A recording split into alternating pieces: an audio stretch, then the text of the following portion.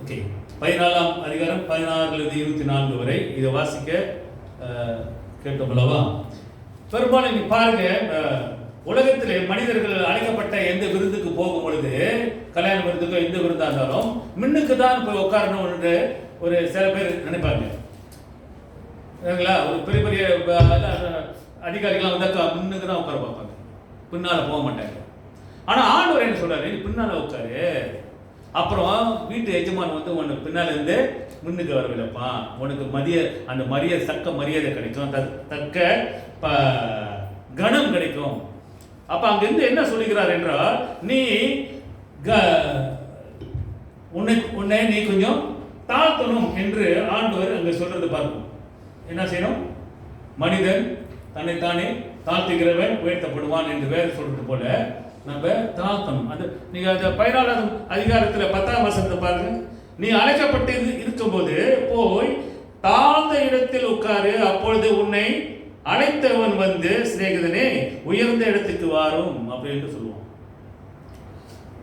இல்ல அப்படிதான் இருக்கும் இல்லையா? இது பெரும்பாலும் உண்மை. ஆனா அங்க 16ஆம் வசனத்தில் நான் வாசிக்க கேட்கும் பொழுது, அதற்கு அவர் ஒரு மனுஷன் பெரிய விருந்தை ஆயத்தம் பண்ணி அநேகரை அழைப்பித்தான். ஒரு மனிதன், ஒரு மாஸ்டர், ஒரு வீட்டுக்காரன், எஜமான் எல்லாத்தையும் அழைக்கிறான், வாங்க நான் பெரிய விருந்து வச்சிருக்கிறேன் வாங்க அப்படின்னு கூப்பிடுறான். அப்ப விருந்து எல்லாரும் ஓடுவோம் இல்லையா? இருந்தனா எல்லாருக்கும் ஆசை. ஆனா இங்க பார்க்கும்போது இங்க இயேசு கிறிஸ்து பாருங்க, இந்த ஊமையை சொல்லுகிறார் கதை. Jesus is telling about the parable. It is just like an earthly story which is heavenly, what do you call, heavenly, this a meaning. அதாவது இயேசு கிறிஸ்து சொல்லுகின்ற ஒவ்வொரு கதைகள், ஒவ்வொரு ஓவியங்கள் எல்லாம் பார்ப்போமானால் அவர் சொல்லுகின்ற வார்த்தை உலக பிரகாரமாக ஒரு கதையாக இருந்தாலும் கூட, ஆனால் அது பரலோகத்துக்கு தொடர்பு உள்ளதாக இருக்கிறது. அவர் சொல்லுகிற ஒவ்வொரு கதைகளை பார்த்தாக்கா அப்படிதான் இருக்கும். ஒரு எக்ஸாம்பிள் பார்த்தீங்கன்னா, நீங்க உப்பாக இருக்கிறீர்கள், நானே ஜீவ அப்பம், I am the bread, I am the salt, you are the salt, you are the light of the world, இப்படிலாம் சொல்லியிருக்காரு. ஆடுகள், தொலைந்து போன ஆடுகள், இப்படியாக ஒவ்வொரு ஊமைகள் ஆண்டவர் சொல்றது. இதை மக்களுக்கு புரியறதுக்காக, அந்த யூத மக்களுக்கு, ஏன்னா இந்த யூதர்களுக்கு வந்து கொஞ்சம் புத்திசாலிகள், அதே வேளையில் மண்டகரும் கொஞ்சம் கூட இருக்கும் அவங்களுக்கு, ஏன்னா அதிகமாக படித்தவர்கள் என்றதுனால இயேசு சொல்றது இந்த ஊமைகள் வந்து ஆண்டவர் எப்படின்னா கதையை சொல்லி அவர்கள் புரியும்படியாக தான் சொல்லுவார். அதனால தான் இங்க சொல்றது என்னவென்றால், ஒரு எஜமான் ஒருவன் அவன் விருந்தை ஆயத்தம் பண்ணுகிறான். அங்க அழைப்புதல் வந்திருக்கிறது, ஆனால் சில பேரும் அங்க காரணம் சொல்லுகிறார்கள். அதான் நம்ம படித்தோம் அல்லவா? ஆக இந்த கதையில நான் பார்க்கும் பொழுது, இது master of the banquet is the god. இந்த விருந்துக்கு அழைத்த இந்த எஜமான் ஆகிய கர்த்தர் தான் அதுக்கு எஜமானாக இருக்கிறார். இந்த வீட்டு எஜமான், அந்த வீட்டு எஜமான் கர்த்தர். You see the banquet, அதாவது இந்த கிரேட் பேங்கட் அப்படின்னு சொல்லியிருக்கோம் இல்லையா வார்த்தை ஆங்கிலத்தில். இந்த என்ன போட்டிருக்காங்க, பெரிய விருந்தை ஆயத்தம் பண்ணி அநேகரை அழைப்பித்தான். இந்த பெரிய விருந்தை என்றால் என்ன? The kingdom of God. அது வந்து the banquet is representing the kingdom of God. அதான் பெரிய விருந்து. அந்த விருந்துக்கு அழைக்கப்பட்டிருக்கிறார்கள் இந்த மக்கள். அங்க ஆண்டவர் சொல்றாரு, ஒரு கதையை சொல்றாரு, எப்படி கடவுள் ராஜ்யத்தை சேர்வதற்கு எப்படின்னா அதுதான் இந்த கதை. ஆண்டவர் இந்த ஊமை இவர்களுக்கு சொல்லுகிறார். ஒரு எஜமான் இருந்தான், இப்படியாக விருந்து ஆயத்தம் பண்ணினான், அழைப்பித்தான் எல்லாத்தையும். ஆனா ஒவ்வொருவரும் ஒவ்வொரு காரணம் சொல்லுகிறார்கள். அதுதான் நம்ம படிச்சோம் அல்லவா? ஒருத்தன் என்ன சொன்னா, நான் வயல் வாங்கியிருக்கேன், என்னது நிலத்தை மண்ணு வாங்கியிருக்கேன், அந்த மண்ணுக்கு தான் நீ போக போறது கூட தெரியாது, ஆனா அந்த மண்ணு வாங்கியிருக்கேன், அதனால எனக்கு நேரம் இல்லை. இன்னொருத்தன் என்ன சொல்றான், ரெண்டாவது எருமாடு 5 எருமாடு வாங்கினேன், அதை நான் பார்க்கணும், மூணாவது தான் கல்யாணம் பண்ணா, நம்ம புதுசாக கல்யாணம் பண்ணியிருக்கேன் நான் வர ஏன் பொண்ணு ஓடிடுமா? வீட்டில் தானே இருக்கு. எத்தனை பேர் அப்படிதான் இருக்காங்க. மண்ணு ஓடி இருக்குதா? இல்லை உன் கண்ணுக்குட்டி ஒன்று எருமாடி தான் ஓட போதா? இதெல்லாம் நீ பார்த்துருக்க மாட்டேன். இதெல்லாம் பார்க்காமையா நான் வாங்கியிருப்பேன். நிலத்தை வாங்கும்போது சும்மா அப்படியே காசு விசிட்டு வாங்கிட்டேன் அப்படின்னு வருவியா? எப்படி இருக்கு, என்ன நிலத்துல என்ன இருக்கு, எப்படி வயல் முடியுமா, எது நட்டா வருமா, இல்லை கல்லா பாறையா, இல்லை எருமாட்டுக்கு என்னது, எப்படி நல்ல எருமாடா, நல்ல நல்ல ஏரியில் போட்டு நல்ல மண்ணு தான் எடுக்குமா என்கிற சிந்திச்சு தானே வாங்குவான். அப்படி இல்லாம எப்படி எனக்கு நேரம் இல்லை சொல்றது, எனக்கு முடியல, இப்படி அந்த வாங்கியிருக்கேன் வாங்கியிருக்கேன். ஐயா, நீ எந்த பொருள் வாங்கினாலும் கூட எது வந்தாலும் அது ஓடாது. வீடு வாங்கியிருக்கீங்க தானே, வீடு ஓடி இருந்தா, நான் வீடு வாங்கியிருக்கேன் புதுசா, நான் சாயம் அடிக்க போறேன் அதனால நான் வர முடியாதுன்னு சொல்லலாமா? ஏன் நீ சாயம் அடிக்கிறது, நீ மறுநாள் அடி, சனிக்கிழமை அடி, ஏன் ஞாயிற்றுக்கிழமை மட்டும்தான் அடிக்கிற? ஞாயிற்றுக்கிழமை மட்டும்தான் நீ நிலத்துல வாங்கணுமா? இல்லை ஞாயிற்றுக்கிழமை தான் எருமாட்டு போய் மேய்க்கணுமா? மற்ற நாள் அது மேய்க்குதா உங்களை நம்மள? ஞாயிற்றுக்கிழமை மட்டும்தான் எனக்கு அது. பல விதமான சாக்கு போக்குகள் இங்க சொல்லிக்கிறது பாருங்க. ஆக இங்க பிரியமானவர்களே, இந்த அழைக்கப்பட்டவர்கள் யார் என்றால், விருந்துக்கு அழைக்கப்பட்டவர்கள் இந்த யூத மக்கள், இந்த யூத ஜாதிகள். அவர்கள் தான் ஆண்டவர் அவர்களுக்காக தான் வந்தார். Jesus came for the purpose to save these Jewish people. அவர் வந்த இந்த உலகத்துக்கு இந்த மக்களை காப்பாற்றுவதற்காக தான் அவர் வந்தார். அதில் தான் இந்த invited guests is called Jews. அதாவது அழைக்கப்பட்ட விருந்தினர்கள் இந்த யூதர்கள். ஆனா அது பிறகுதான் இயேசு கிறிஸ்து அந்த பிறகுதான் வந்து சொன்னபோது அந்த அழைக்கப்பட்டவர்கள் யாருமே என்னை ஏற்றுக்கொள்ளவில்லை, என்னை நிராகரித்ததனால இந்த அழைப்பு அந்நிய மக்களுக்கு போயிருது. சமாரியர்கள், கலீலியர்கள் எல்லாருக்கும் அந்த அந்நிய ஜாதிக்கு அவர் அழைப்புகள், அந்த விருந்துக்கு அழைப்புதல் கொடுக்கப்பட்டது. அந்த ஆசீர்வாதம், the blessing was given to the Gentiles. அதான் நமக்கு அந்த அந்த அழைப்பு நமக்கு கொடுக்க, அந்த ஆசீர்வாதம் நமக்கு கொடுக்கப்பட்டது. ஆக பிரியமானவர்களே, இதை பார்க்கும்போது the kingdom was prepared for them, but when Jesus came preaching that the kingdom of heaven is near. அவர் வந்து பாருங்க சொல்றாரு, மனம் திரும்புங்கள், பரலோக ராஜ்யம் சமீபமாய் இருக்கிறது.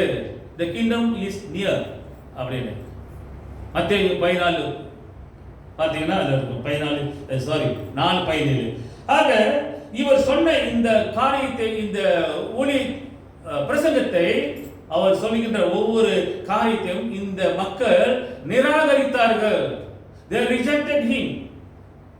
அவரை வந்து மறுத்தார், ஏற்றுக்கொள்ளவில்லை. இயேசு கிறிஸ்து யார் என்று அவர்கள் அறிந்திருந்தும் அவரா மேசாயா என்று அவர்கள் ஏற்றுக்கொள்ளவில்லை. they rejected him. he came to that which was his own, but his own did not receive him. அதாவது அவர் தமக்கு சொந்தமானதினாலே வந்தார்.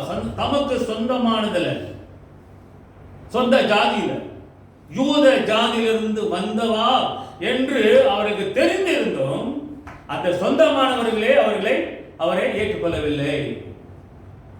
the own people, the Jews didn't accept. எப்படி இருக்கும்? நமக்குள்ளே அந்த மாதிரி, நம்ம சபைக்குள்ளே நமக்கு இருக்கிறது நம்மளே ஒதுக்கணும்னா இப்படி இருக்கும். அதுதான் இவர்கள் செய்தார்கள். அப்படிதானே ஆண்டவரை ஏற்றுக்கொள்ளல கடைசி வரைக்கும். 18ஆம் வசனத்தை வாசிங்க. அவர்கள் எல்லாரும் போக்கு சொல்ல தொடங்கினார்கள். 17 வாசிங்கம்மா. விருந்து வேளையில் தன் ஊழியக்காரனை நோக்கி, நீ அழைக்கப்பட்டவர்களிடத்தில் போய், எல்லாம் ஆயத்தமா இருக்கிறது, எல்லாம் ஆயத்தமா இருக்குது, வா அப்படி என்று அழைக்கிறார், கூப்பிடுறாரு. ஆனா இங்க அநேகரை நீ அழைக்கப்பட்டவர்களிடத்தில் போய் எல்லாரும் ஆயத்தமாக இருக்குது, வாருங்கள் என்று சொல் என்று அவனை அனுப்பினார். கர்த்தர் அப்படிதான் இயேசுக்கு அனுப்புறாரு.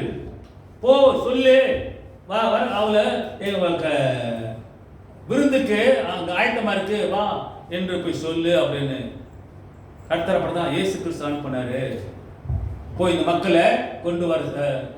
ஏன் இயேசு கிறிஸ்து இந்த மக்கள் யூத மக்கள்கிட்ட போய் சொல்லணும் வாங்க அப்படின்னு? ஏன்னா இவர்களை காப்பாற்றும்படியாக, இவர்கள் ரட்சிப்புக்குள்ளே வரும்படியாகத்தான் ஆண்டவருடைய திட்டம். அதே போலதான் பிரிமார்களை இன்றைக்கு அதே திட்டம் நமக்கு வைத்திருக்கிறது. நீங்களும் நானும் ரட்சிப்புக்குள்ளே வர வேண்டும் என்பதற்காக அவருடைய ஆவல். அதுதான் இயேசு கிறிஸ்து வந்தாரு. அதுதான் அந்நிய ஜாதியாக நமக்கு அந்த ஆசீர்வாதம் கொடுக்கப்பட்டது.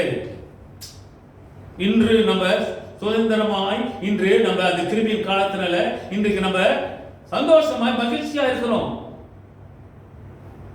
காலம் பொல்லாதது, ஆனா இருப்பினும் ஆண்டவருடைய கிருபையினாலே ஆண்டவர் நம்மளை வழி நடத்துகிறார் என்று நம்ம விசுவாசிக்கணும். அதை நம்ம பிடித்துக் கொள்ளணும். இதிலிருந்து நம்ம எப்படி மேற்கொள்ள முடியும் என்பது நாம் சிந்தித்து நம்ம நடைமுறை வாழ்க்கையிலே விசுவாசத்திலே நம்ம பலம் கொண்டவர்களாக இருக்க வேண்டும். ஆக இவர் யூத மக்களிலிருந்து வந்தார் என்று, ஆனா அவருக்கோ சொந்தமானவர்களோ என்னாச்சு? அவரை ஏற்றுக்கொள்ளவில்லை. அவர் சொந்தமானவர்களோ அவரை ஏற்றுக்கொள்ளவில்லை. அவர் எல்லாரும் போக்கு சொல்ல தொடங்கினார்கள். ஒருவன் ஒரு வயலுக்கு வந்தான், அப்புறம் 5 எருமாடு வாங்கினா, அப்புறம் பெண்ணு விவாகம் பண்ணினான். 20 வருஷம் இல்லையா? ஆக 21ஆம் வருஷம் பார்க்கும்போது அந்த ஊழியக்காரன் வந்து இவர்களை என் எஜமானுக்கு அறிவித்தான், தன் எஜமானுக்கு அறிவித்தான். அப்பொழுது வீட்டு எஜமான் கோபம் அடைந்து தன் ஊழியக்காரனை நோக்கி, நீ பட்டணத்தில் நெருக்கத்திலும் வீதிகளில் சீக்கிரமாய் போய் ஏழைகளையும் ஊனரையும் சப்பானிகளையும் குடரையும் இங்கே கூட்டிக் கொண்டு வா. அப்ப கடைசியில் யாருக்கு போகுது பார்த்தீங்களா?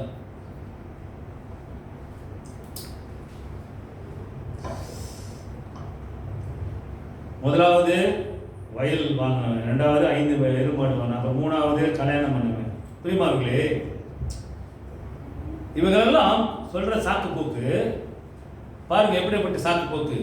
இன்றைக்கு இந்த சாக்கு போக்கு இன்னைக்கு சொல்றது வந்து இன்னைக்கு நமக்கு வருது. இந்த சொல்லு இன்னைக்கு ஒவ்வொருத்தருக்கும், இங்க உட்கார்ந்திருக்க ஒவ்வொருத்தருக்கும் வருகிறது. Where is your priority? உன்னுடைய முதன்மை எங்க? யாருக்கு நீ முதல்ல இடம் கொடுக்குற? ரொம்ப சிந்திக்கணும் இல்லையா? இன்னைக்கு நம்ம பேசுறோம். இன்னைக்கு பாருங்க, சாட்சிலாம் சொன்னீங்க, நல்லா நல்லா ஏன் சாட்சி சொன்னீங்க?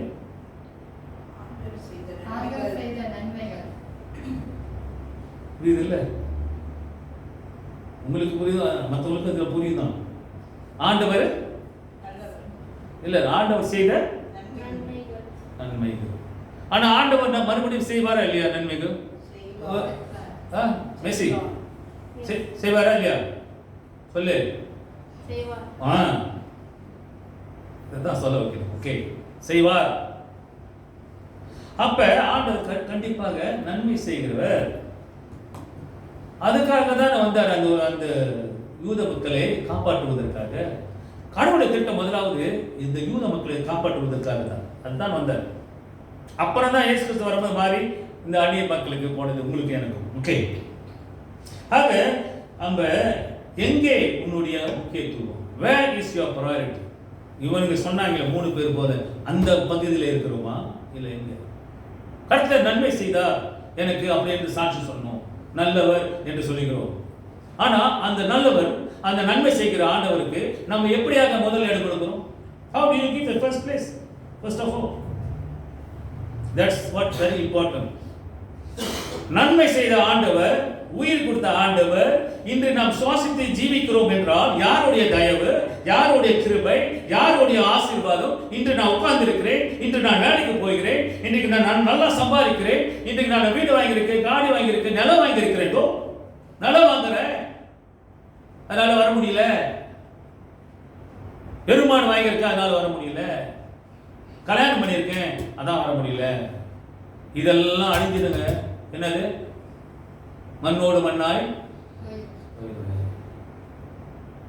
இல்லையா? பெருமாடு போயிடும், மண்ணும் போயிடும். அம்மாவிலையா நிலம் நடக்கும் வச்ச மண்ணு போயிடும்.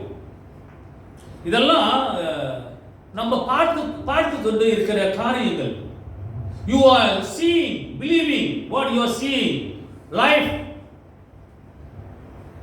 நேரடியாக நம்ம பார்க்கின்றோம் இல்லவா? இதெல்லாம் பார்த்தது கூட, ஆனா இன்றைக்கு நம்ம சொல்ற நன்மை செய்தார் ஆண்டவர் என்று உண்மைதான். ஆனா அந்த நன்மை செய்கிற ஆண்டவருக்கு நம்ம எப்படியாக முதல் இடம் கொடுக்கிறோம்? How do you give the first priority for the Lord that God has given you, have done you goodness in your life? நன்மை செய்த ஆண்டவருக்கு நான் என்ன செய்ய போகிறேன், என்ன செய்து கொண்டிருக்கிறேன், என்ன செய்ய முடியும் என்பது நாம யோசித்து பார்க்கணும். யாருக்கு நான் முதல் இடம் கொடுக்கிறேன்? என் மனைவிக்கா, என் கணவனுக்கா, என் பிள்ளைக்கா, என் பாய் ஃப்ரெண்டுக்கு, என் கேர்ள் ஃப்ரெண்டுக்கா, என் வாத்தியாருக்கா, யாருக்கு? என் கூட்டாளிக்கா? கேட்டாக்கா சர்ச்சுக்கு வர முடியலனாக்கா ஏன்னா என் கூட்டாளி வந்திருக்காங்க, நான் வந்து என்ன சமைக்கணும். அம்மா இந்த பாருங்க, இது உண்மையான கதை நான் சொல்றேன். சர்ச்சுக்கு ஏமா வரல? இல்லை பாஸ்டர், நான் வந்து எங்கள் மகன் வந்திருக்கு, பேரப்பிள்ளை வந்திருக்காங்க, சமைக்கணும். யார் வேண்டான்னு சொன்னா? ஏன் வெள்ளனே சமைச்சது? இல்லை அப்புறம் போய் சமை. இல்லை சமைக்க முடியல, கடையில் சாப்பாடு வாங்கிட்டு கொடு. சர்ச்சுக்கு வா மத, அந்த ஆசீர்வாதம் இன்னைக்கு உயிராக இருக்கு. இதுதான் இன்னைக்கு ஒன்றும் இல்லை. நீ சமைச்சிட்டு நாளைக்கு தப்புன்னு போட்டீங்கன்னா என்ன செய்வேன்? எக்ஸ்கியூஸ் கொடுக்குறல்ல, இதுதான் தப்பு, இதுதான் தவறு. கொடுக்குற ஒரு எக்ஸ்கியூஸ் பாருங்க. பேரப்பிள்ளை வந்திருக்கு, மக வந்திருக்கு, நான் சமைக்கணும். ஐமா வந்துட்டு நீ சமைங்க. வந்துட்டு சமைக்க முடியலையா? பாஸ்டர் கேளுங்க, பாஸ்டர் 10 வெள்ளி கொடுங்க, சாப்பாடு வாங்கி போகணும் அப்படின்னு கொடுப்பாரு. சாப்பாட்டுக்கு நான் கொடுப்பாரு. ஓகே, இதெல்லாம் நடக்கக்கூடியது. அப்ப வீட்டுக்கு ஆள் வந்திருக்கு, ஃப்ரெண்ட் வந்திருக்காங்க, சொந்தக்காரர் வந்திருக்காங்க, நான் அது வந்து ஆக்கணும் அப்படி இப்படி சொல்றது இது வந்து சாக்கு போக்கு. அதான் சொல்லுகிறார்கள் இங்க என்ன சாக்கு போக்கு. எத்தனாவது வசனம் படிச்சோம் இல்லையா? அவர்கள் எல்லாரும் போக்கு சொல்ல தொடங்கினார்கள். நான் சொல்லல, போக்கு, சாக்கு போக்கு சொல்றோம்ல, இந்த பாரு போக்கு சொல்றாங்களா இல்லையா? இன்று அப்படித்தான் சொல்றோம் நம்ம. இன்னைக்கு வாழ்க்கையில இங்க சொன்ன ஆண்டவர் வார்த்தையிலே நீ நடைமுறை வாழ்க்கையிலே இருக்குது, நடந்தது. நான் பார்த்தா, நான் கேட்டேன் இல்லையா? ஏன் இந்த சபையில கூட நான் கேட்டிருக்கேன். ஆக பிரிவுகளே, இங்க எந்த இடத்துக்கு நீ முதல் இடம் கொடுக்கிறார்? அதனால தான் வீட்டை கோபம் அடைந்தார். அதனால தான் ஆண்டவர் கவலைப்படுறாரு. அதனால தான் கருத்து வந்து ஆத்திரப்படுகிறாரு. என் மகளே, என் மகனே, ஏன் இப்படி இருந்தாலும் கூட பரவாயில்ல என்று மன்னிச்சு மறுபடியும் அந்த இஸ்ரவேல் மக்களை ஏற்றுக்கொண்டார். ஏன்? Because of the love. ஏன்னா அன்பு கூறுவதனால, நம் மீது அதிகமாய் அன்பு வைத்ததுனால இவரை மன்னித்து மறுபடியும் ஏற்றுக்கொள்கிறார். நீங்க நிலத்தை நீ நிலத்தை பார்க்காம அல்லது எருமாடு பார்க்காம யாரும் வாங்க போறது இல்லை. உடனே கொடுத்துட்டு இல்லையா? கண்டிப்பா நம்ம விசாரணை செய்து எப்படி என்ன பார்த்து தானே வாங்குவோம். அப்புறம் எல்லாமே எப்படி திடீர்னு ஒரு பொருள் வாங்க முடியும்? எல்லாம் விசாரிச்சு பிறகுதான் நம்ம இப்போ வாங்குவோம். அதுக்கெல்லாம் நேரம் இருக்கு இல்லையா? ஆனால் கர்த்தருடைய காரியத்துக்கு ஆலயத்துக்கு வருவதற்கு இந்த நேரம் இந்த அப்படியாகத்தான் நம்ம காரணம் சொல்லிக்கிறோம் இல்லையா? எங்கன்னா போகிறதுனாக்கா ஹாஸ்பிட்டல் போகணும், விசிட்டிங் போகணும் பாஸ்டர் அப்படின்னு பார்ப்பீங்க. ஏன் ஞாயிற்றுக்கிழமை பேஷண்ட் ஓடி போகுதா இல்லையா? ஏன் அது பக்குவமா எதுக்கு எடுத்தாலும் அந்த ஞாயிற்றுக்கிழமை அந்த டைம் பார்த்தா சொல்லுவாங்க. புரியுதா? எப்படி ஏன் தெரியல? விசாசு அப்படிதான் கொண்டு வந்து நம்மள குழைச்சிடும். இந்த டைம் தான், இந்த டைம் அந்த டைம் மட்டும் தான் போகும், அந்த டைம் மட்டும் தான் தூங்குவோம். நல்லா தூக்கம் இல்லையா? எது எப்படின்னு தெரியுமா? நீங்க சொன்ன மாதிரி கர்த்தர் நன்மை செய்தார், கர்த்தர் நல்லவர், எனக்கு எவ்வளவு செய்திருக்காரு என்று நீங்க நினைச்சீங்கன்னாக்கா, விசுவாசிச்சீங்கன்னாக்கா, இந்த தூக்கம் முக்கியம் இல்லை. புரியுதுங்களா? தூக்கம் முக்கியம் இல்லை. சாப்பாடு கூட ஒரு நேரம் கழிச்சுட்டு வந்துடலாம். பசியாராம கூட பசியாராம இல்லைன்னு கூட விடையாந்துடலாம். சாப்பாடு முடிஞ்சிட்டு 2 ஹவர்ல சீக்கிரம் ஓடிடலாம். 2 ஹவர் தாங்க முடியாது. 2 hour தாங்க முடியாது, முடியுதாம்மா? வரும், உங்களுக்கு டைம் வரும்போது வெள்ளிக்கிழமை வருகின்ற 14 2 hour இல்லை, தெரியுதானே என்ன நாள்னு? சார் நான் சீக்கிரம் என்ன நாள்? அப்ப நாம என்ன சொன்னோம்? நீங்களே சொன்னீங்க, என்ன சொன்னோம்? எப்படி வரணும்? உபவாசம் பண்ணி வரணும். அப்ப உபவாசம் 2 hour உங்க இஷ்டம், நீங்க எத்தனை hour எடுக்கிறீங்க. அப்ப இந்த 2 hour வந்து உட்காந்துட்டு நம்ம போக முடியாது. ஆக இப்படியாக தான் பிரியமார்களே, இன்று நமக்கு காரணங்கள், பல விதமான காரணங்கள் நம்ம சொல்லுகிறோம். இதை தவிர்க்க வேண்டும் பிரியமார்களே. அதனால தான் ஆண்டவர் வந்து பாருங்க, இந்த யாரு இந்த எஜமான் என்ன நினைக்கிறான்? இன்னும் வந்து நிறைய இல்லையே, என்னோட விருந்துக்கு அழைக்கப்பட்டவர்கள், இந்த விருந்தினர்கள் இன்னும் பாதி தான் நிரப்பப்பட்டிருக்குது, இன்னும் போ அப்படின்னு வேலைக்காரனை அனுப்புறான். வாசிங்க 20. அடுத்தது 21. அந்த ஊழியக்காரன் வந்து இவைகளை தன் எஜமானுக்கு அறிவித்தான். அப்பொழுது வீட்டு எஜமான் கோபமடைந்து தன் ஊழியக்காரனை நோக்கி, நீ பட்டணத்திலே தெருக்களிலும் வீதிகளிலும் சீக்கிரமாய் போய் ஏழைகளையும் கூனரையும் சப்பானிகளையும் குருடரையும் இங்கே கூட்டிக் கொண்டு வா என்றார். பாருங்க, இப்ப அழைப்பு யாருக்கு போயிடுச்சு? நல்லா இருந்தவன், பணக்காரன், நல்ல ஊக்கமா உள்ளவன், ஒரு அதிகாரி, இவர்களுக்கெல்லாம் அழைப்பு வந்தது. ஆனா அவர்களோ காரணம் சொன்னார்கள். ஆனால் இந்த அழைப்பு யாருக்கு போயிடுச்சு? சப்பானிகள், ஏழைகள், குருடர்கள், இப்படி. ஏன்னா இந்த குருடன் ஏழையெல்லாம் வந்து திரும்பி ஒன்றும் செய்ய மாட்டான், யார் எஜமானுக்கு, புரியுதுங்களா? இது செய்வாங்க. அப்ப இங்க சொல்றது பாத்தீங்கன்னாக்கா பாருங்க, ஆண்டவர் இங்க என்ன, see God is more willing to save the sinners. அப்படின்னா கர்த்தராகிய ஆண்டவர் பாவிகளை ரட்சிக்க, பாவிகளை காப்பாற்றுவதற்காக தான் ஆண்டவர் இந்த திட்டம் வைத்து இவர் இந்த பரலோக ராஜ்யத்துக்கு வர வேண்டும் என்பதற்காக தான் அந்த அறிகுறி. அதைத்தான் என் விருந்துக்கு வா என்று அழைப்பது. விருந்தினர்களாகிய நமக்கு இந்த பரலோக ராஜ்யத்துக்கு நம்ம சேரும்படியாகத்தான் அவருடைய ஆவல். ஆக இங்க 22ஆம் அதிகாரத்துல வசனத்துல ஊழியக்காரன் அப்படியே செய்து ஆண்டவரே நீர் கட்டளையிட்டபடி செய்தாயிற்று, இன்னும் இடம் இருக்கிறது என்றான். இன்னும் நாக்காளி கோசமா இருக்கு, ஒன்னு இடம் இருக்கு. அப்ப அவர் என்ன சொல்றாரு?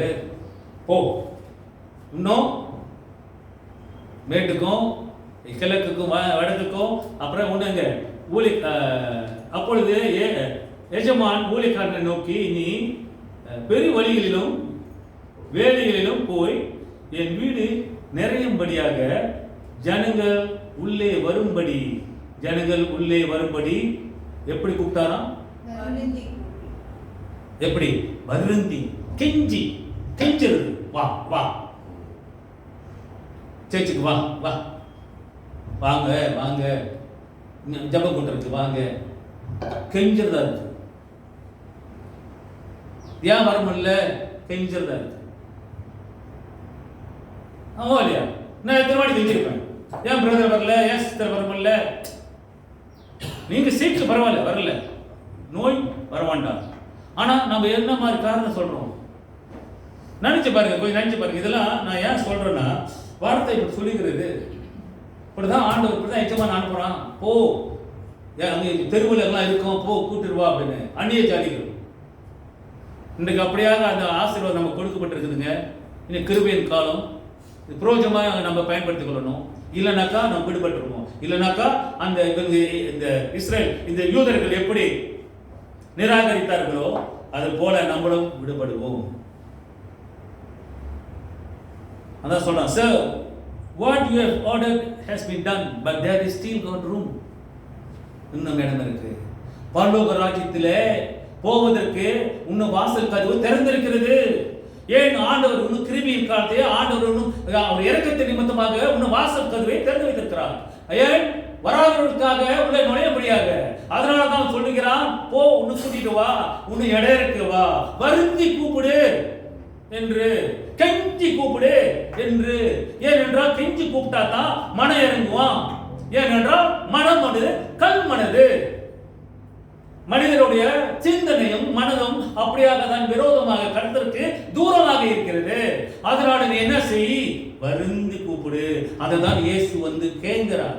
வா மகனே மகளே, உன் நெஞ்ச எனக்கு தா. மகனே மகளே, உன் நெஞ்ச எனக்கு தாராயோ. மகனே உன் நெஞ்ச எனக்கு தாராயோ. மோட்ச வாழ்வை தருவேன் இது பாராயோ. மோட்ச வாழ்வை தருவேன் இது பாரா. அப்படின்னா என்ன? மகனே மகளே, உன் இதயத்தை எனக்கு தா, மோட்ச வாழ்வு நான் கொடுக்கிறேன், நீ அதை பார்க்கலையா? அதான் அந்த பாட்டு, பழைய பாட்டு. சில பேருக்கு பழைய பாட்டு பாட்ட பிடிக்காது. ஓகே, ஆக இந்த வாய்ப்பு ஆண்டவர் இங்கே கொடுக்கிறார். பிரியமா, தேர் ஸ்டில் ரூம். அப்படின்னா தேர் இஸ் ஆப்பர்ச்சுனிட்டி. இங்க ரூம் அப்படின்னாக்கா அங்க வாய்ப்பு இருக்கிறது. அந்த வாய்ப்பை நீ தூற்றுக்கொள், அந்த வாய்ப்பை நீ அடங்கி ஏற்றுக்கொள். அதுதான் இப்பொழுது இரக்கத்தின் நேரம். ஆண்டவர் ஏன்னா, see, to enter the kingdom of God, you see, that's still opportunity, that is still got room that you and I can enter because of the mercy that God has. Jesus, ஆண்டவராக கர்த்தர் அந்த இரக்கத்தின் நிமித்தமாக காத்து கொண்டிருக்கிறார். He is waiting for us. So what shall we do? அப்ப நம்ம என்ன செய்ய வேண்டும்? ஆக அந்த அழைப்புக்கு நம்ம இடம் கொடுக்க வேண்டும். அதான் இதயத்தை இடம் கொடுக்க வேண்டும் என்று ஆண்டவர் இங்கு விரும்புகிறார். அழைக்கப்பட்டவர்கள் அநேகர் இல்லவா? ஆனா தெரிந்து கொள்ளப்பட்டவர்களோ சொல்லுங்க, யார் யாரு சொல்றீங்களோ அவங்க தான். சிலர் சொல்லாதவங்க அழைக்கப்பட்டவர்கள். ஓகே, அழைக்கப்பட்டவர்கள் அநேகர், தெரிந்து கொள்ளப்பட்டவர்களோ எல்லாரும் சொல்லுங்க. அப்ப எல்லாரும் தான் நீங்களும் தெரிந்து கொள்ளப்பட்டவர்கள். ஓகே, ஆக என் வீடு நிரம்பும்படியாக ஜனங்களை வருந்தி கூட்டிக் கொண்டு வா என்று சொன்னார். அப்படின்னா ஆண்டவர் என்னன்னாக்கா எல்லாருமே பரலோக ராஜ்யத்துக்கு போகணும் என்றது தாங்க அவருடைய இஷ்டம், அவருடைய விருப்பம். God wants everyone to enter the kingdom of God, to be saved. அதுதான் ஆண்டவருடைய அவால். கர்த்தருடைய நாமத்தை தொழுது கொள்கிறவன் எவனோ ரட்சிக்கப்படுவான் என்று ரோமன் சொல்கிறார். ரோமன் 10:13 பார்த்தீங்கன்னா, கர்த்தருடைய நாமத்தை தொழுது கொள்கிறவன் எவனோ அவன் கண்டிப்பாக ரட்சிக்கப்படுவான் என்று வேதம் சொல்கிறது. 23வது வசனத்தை வாசிக்கும் இல்லையா? நிரம்பும்படியாக. 24 யாராவது வாசிங்க. 24 சத்தமா வாசிங்க. ஓகே, நானே வாசிக்கிறேன். அழைக்கப்பட்டிருந்த அந்த மனுஷரில் ஒருவனாகிலும் என் விருந்தை ருசி பார்ப்பதில்லை. So you are invited. நீங்களும் அழைக்கப்பட்டிருக்கீங்க. ஆனா உங்களுடைய நீங்க எல்லாரும் என்னவா அந்த விருந்துல பங்கு பெற முடியாது, ருசிக்க பார்க்க முடியாது. ஏனென்றால் இந்த யூதர்கள் என்னாச்சுனாக்கா, கிறிஸ்துவை அவர்கள் மறுதளித்தனால, கிறிஸ்துவை நிராகரித்தனால, கிறிஸ்துவை அவர்கள் ஏற்றுக்கொள்ளாதனால இந்த கதவை, see, the tragedy of the Jewish rejection of Christ has opened the door of salvation to Gentiles. அப்படின்னா என்ன அர்த்தம்னா, இந்த யூதர்களுடைய நிராகரிப்பு, இந்த யூதர்களுடைய தடைகள், அவர்கள் வேண்டாம் கர்த்தரை ஏற்றுக்கொள்ளாததுனால, கிறிஸ்து ஏற்றுக்கொள்ளாததுனால இந்த ரட்சிப்பின் வாசல் அந்நியர்களுக்கு அது போய் சேர்ந்தது. அதுதான் நீங்களும் நானும், அதுதான் அந்நிய மக்கள், அந்நியர்களுக்கு போய் சேர்ந்தது. The blessing of the kingdom are available. அதாவது ஆசீர்வாதத்தின் பரலோகத்தின் ஆசீர்வாதம் இயேசு கிறிஸ்துவுமாய் யார் விசுவாசிக்கிறார்களோ இயேசு கிறிஸ்துவுமாய் அது கிடைக்கும்.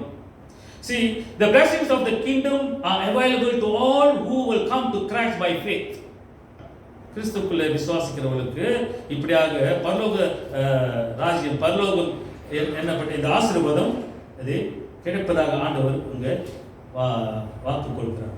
ஒரு வசனத்தை வாசித்து நான் உங்களுக்கு இதில் என்ன சொல்லுகிறது என்றால், ஓசியா எடுத்தா எடுக்கலாம். ஓசியா 2ஆம் அதிகாரம் 23ஆம் வசனத்தில் என்ன சொல்லுகிறது என்றால், அவளை இஸ்ரேல் மக்களை அவளை எனக்கென்று பூமியிலே விதைத்து இரக்கம் பெறாது இருந்தவர்களுக்கு அப்படின்னா those who have not received the mercy, alright, இரக்கம் பெறாதவர்களாய் இருந்தவர்களுக்கு இறங்குவேன்னா என்னது? ஹலோ, இறங்குவேன்னா என்னது? வாசலுக்கு கீழே இறங்குறதா?